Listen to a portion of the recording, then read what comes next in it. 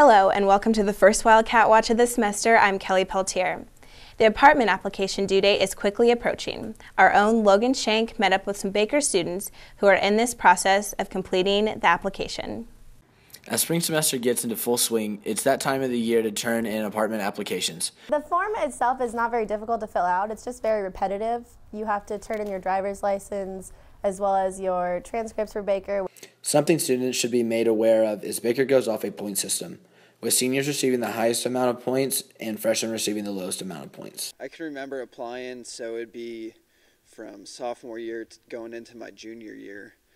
There's a group of us, we're all going to be juniors. A few of us maybe had the credit hours to be a senior, I'm not sure. But I can remember us applying. We all had pretty good GPA, so I thought we had a good chance, but we didn't get in. So it was kind of frustrating. If you are an underclassman, it could be beneficial for you to room up with an upperclassman. There's a few people our age that got in, and I think it was because the fact that they had maybe one senior in their group. Living in the apartments offers certain luxuries that the dorms do not. For starters, students have a newfound independence. There is also a full kitchen where students can make their own meals, as well as a washer and dryer in each apartment for their own personal use. And remember, applications are due February 26th at 4 p.m. to Dean Bailey. This is Logan Shank reporting for the Wildcat Watch. Thank you. The Polar Plunge is this Saturday, February 20th. This week, Wildcat Watch's Robert Dowdy went to chill with some cool Baker students, taking the plunge to raise money for the Special Olympics. Saturday, February 20th, KU's Naismith Hall on 1800 Naismith Drive, Lawrence, Kansas, will be hosting the annual Polar Bear Plunge to raise money for the Special Olympics. Some of Baker's own will be taking the plunge this Saturday at noon. The theme is Below Zero Heroes, and so I plan to dress up like Captain America. I have a Captain America mask and some other accessories, and because he's my favorite superhero, and be a hero. And though they can't dive in, Baker students are eager to take the plunge for a good cause. It just supports such a great cause. They're all such good kids, and I just want them to have such a positive experience that they offer from it. I think it's just a fun experience for everyone involved, not only the participants but the people that get to watch. It usually brings out a pretty good crowd. Whenever I was younger, I actually helped out with a lot of Special Olympics events, and being able to give back to that cause, I thought it was a perfect ordeal with that. Really special thing for me. Just seeing how happy they were being able to participate in more of a normal event and having that same opportunity was really great to see. I think it's worth jumping in the ice cold water, just giving back to kids that don't have the same opportunities as the rest of us, being able to participate in organized leagues and things such as that. This has been Robert Dowdy reporting for the Wildcat Watch. Alpha Chi Omega is hosting their annual Love Is Week this week. There will be many different events co-hosted by Student Activities Council and Alpha Chi Omega. Here's Brittany Deem with the story. Baker University's Alpha Chi Omega and SAC are teaming up this year to plan Alpha Chi Omega's Love Is Week. This week, many different events will be held to show Baker University's love throughout campus. My name is Randy Flowers, and I'm the Director of Student Life here at Baker University. Love Is Week was brought forth because February is Dating Violence Awareness Month, and so Student Activities Council is working with Alpha Chi Omega as domestic violence is their philanthropy to try to push healthy relationships here at Baker. I'm Amy, and I'm a sophomore at Baker, and I am currently the Vice President of Philanthropy for Alpha Chi Omega. This year we've actually partnered with SAC. They have brought in a dating doctor and planned out the Valentine's Bingo, which has been typical of past years. In addition, we're doing the Love Is booth on Monday, which is when students will come to the union and we have pieces of cardstock and markers and they write what love is to them. And then on Wednesday, we're having a social media challenge. Tuesday is, there's a dating doctor coming on campus. His name is Ryan Clausen, and he's performing at 9 p.m. in Rice Auditorium. And he's just really talking about what are healthy relationships and how to go out into the dating world and really manage that whole landscape. My favorite part of the week is definitely the Love Is booth. Love always means something different to someone, but it's always like a really positive, really hopeful thing, and I like seeing that from all of the Baker students. Wednesday, we are really trying to just celebrate dating violence awareness. The color actually for dating violence awareness is orange. and we are playing a basketball against St. Mary's. So anyone that dresses up with orange that day, we're asking them to use the hashtag #LoveIsBU and submit pictures through social media. And the winner with the most outrageous orange or creative outfit is going to get $50 to El Patron and a lot of orange baker gear. Post on social media. Yay! And then Thursday, we're kind of wrapping up the week. We have what is Love is Bingo. We're just taking our theme of grocery bingo and making a connection to Valentine's, so a lot of different Valentine's candies and things to that nature. Don't forget to come out and support Alpha Chi and the remaining events for the week. This has been Brittany Deem with the Wildcat Watch. Recently, the Center for Disease Control released an infographic regarding women and the effects of consuming alcohol. Wildcat Watch's Bailey Cabry asked students their opinion on this poster. The CDC launched a two-sided infographic poster listing the effects of consuming alcohol while pregnant and the risk any other woman could face if they choose to consume. This became a controversial issue nationwide, so I looked to women on campus for their feedback.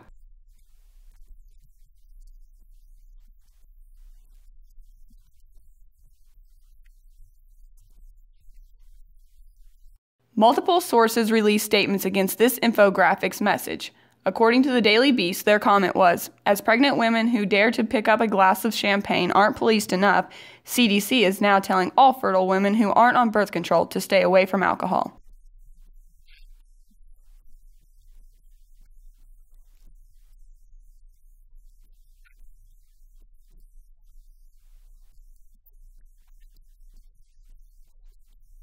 For women who choose to consume alcohol, this poster claims it will lead to injuries, violence, heart disease, cancer, sexually transmitted diseases, fertility problems, and unattended pregnancy.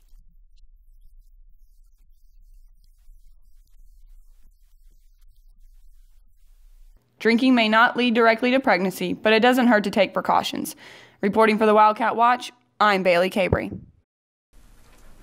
Barbies have traditionally been a part of a young girl's lives for almost as long as 50 years, but now there have been drastic changes to the Barbies we once knew. Here's Deja Walker with the story.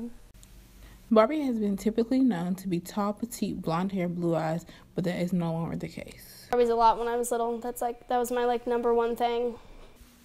The new changes have been marketed as the world of Barbie is changing. The new Barbies are called fashionista dolls, coming in a variety of shapes, sizes, and how Barbies are changing over the years, especially with the newer Barbies. I think it's helping a lot with the girls because I know when I was younger, I didn't really have a Barbie to identify. There was always like the blonde hair, blue eye girl, or the super dark girl with the unnatural nappy hair that you could never brush out, like the blonde girl straight hair.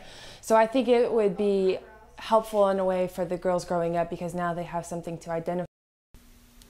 The new concept is to make dolls that young girls can identify with while making body-positive images at a young age. I like it. I think that it just shows girls that everyone's different and there's so much diversity that not everyone's that Barbie.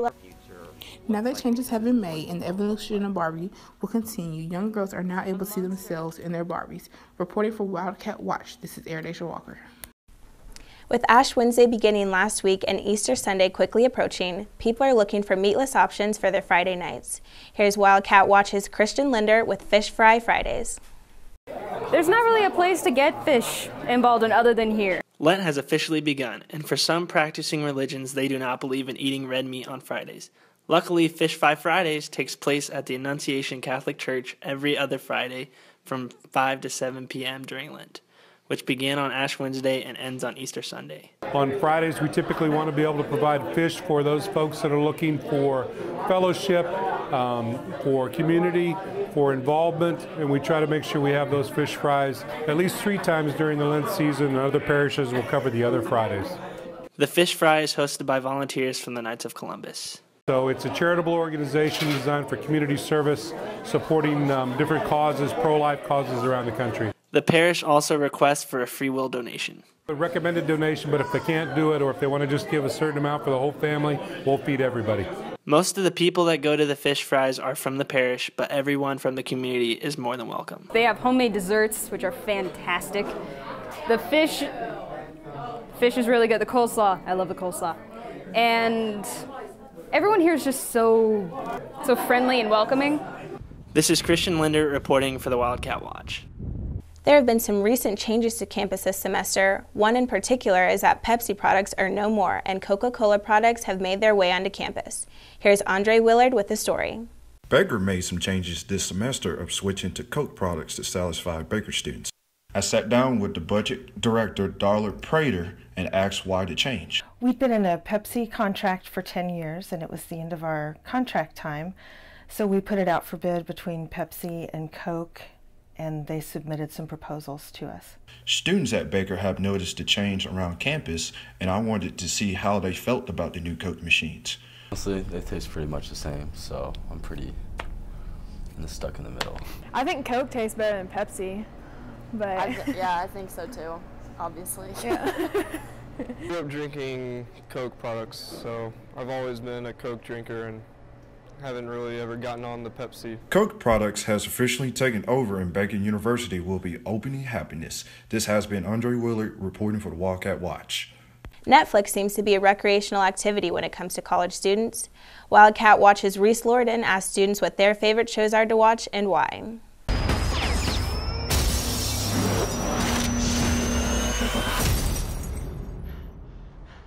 Whether it's a study break, binge watching, or chilling, Netflix seems to be a common denominator for many college students. But what is the show to watch? Friends is the show to watch on Netflix. The show to watch on Netflix is Grey's Anatomy. Netflix allows people to binge watch their favorite shows, including Grey's Anatomy or even Netflix original series such as Fuller House. But what makes them addicting? I think people get addicted because they have nothing better to do, and sitting down doing nothing's pretty good. I think people get so addicted to watching Netflix is because it's like consistent. It's like you can keep watching episodes and like it won't, I don't know, it won't end. I don't have a home anymore. Yeah, Chapman, you do. Home sweet home. For many, Netflix is a home away from reality, and there is always one more episode to watch. This has been Reese Lorden reporting for the Wildcat Watch. Love filled the air this past weekend as couples celebrated Valentine's Day. For this week's Baker Beat, Hannah Albright asked students how their Valentine's Day went. For this week's Baker Beat, I asked students how they know what to get their significant other for Valentine's Day. An ideal date for me would probably be them showing up at my doorstep with multiple hot dogs, multiple McChickens, and multiple frozen waffles, and maybe a couple meatballs. Thank you. I think for me an ideal Valentine's Day would be like to wake up and like make breakfast together and then probably go back to bed and nap for a couple hours and then just laze around all day and make dinner and then go out on a walk and then probably go back to bed and snuggle some more. She looks at me deep in my soul, you know, and she just says, I love you. And that's how I know. Hey, movies and a dinner. Flowers, and they were like my favorite color, and it was super sweet, and then chocolates and a card. Reporting for the Wildcat Watch, I'm Hannah Albright. That's it for this week's Wildcat Watch. Until next time, I'm Kelly Peltier.